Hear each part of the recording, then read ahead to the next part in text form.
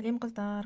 Бүгін күз мезгілінде балаларға қандай дәрумендер, микро-макро элементтер беру керек, сол туралы айтып өтемін. Қысқаша, мен өз балаларыма қазіргі таңда беріп жатқан Тяньши компаниясының продукциялары туралы айтып өтетін боламын.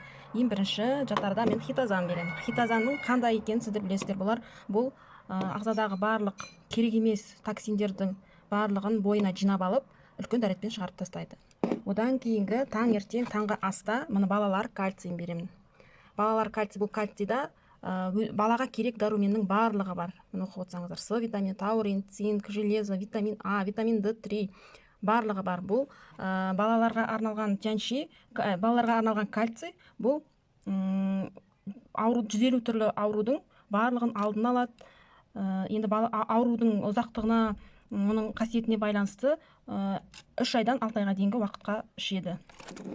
Одан кейінгі продукция бұл спирулина. Спирулина да өте керемет продукция. Бұны мен обедтің кезінде беремін, бір капсуладан.